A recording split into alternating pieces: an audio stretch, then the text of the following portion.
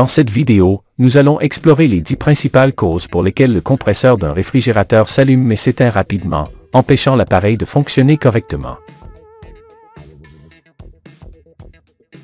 1. Mauvais contact dans les câbles ou connexions. Cela entraîne un approvisionnement intermittent en tension ou courant, ce qui peut éteindre le compresseur après son démarrage. Vérifiez que toutes les connexions de câbles sont bien fixées.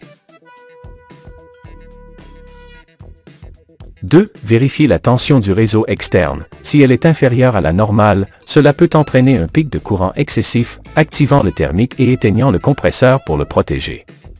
Utilisez un multimètre en mode tension AC pour mesurer la tension. Si elle est très basse ou instable, envisagez d'utiliser un stabilisateur de tension. 3. Consommation excessive de courant. Mesurez la consommation de courant du compresseur avec une pince ampermétrique et comparez-la aux spécifications sur son étiquette. Notez deux valeurs importantes, EIRLA, courant de fonctionnement, et LRA, courant au démarrage. 4. Problème avec le thermique. Un thermique défectueux peut déconnecter accidentellement le compresseur. Pour vérifier, retirez le thermique connecté à la borne commune des compresseurs classiques, connectez le câble d'alimentation directement à la borne commune temporairement, et voyez si le problème disparaît. 5. Dommages aux enroulements du compresseur. Des enroulements internes endommagés peuvent provoquer une surchauffe ou un court-circuit, entraînant l'arrêt automatique par sécurité.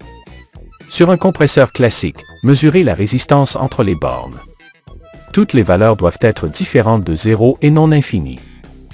La lecture entre start, S, et run, R, doit correspondre à la somme des lectures entre R et commun, C, et entre S et C. Si, pour les compresseurs invertés, la résistance entre chaque paire de bornes doit être identique. Utilisez un multimètre réglé sur ohm pour effectuer ce test.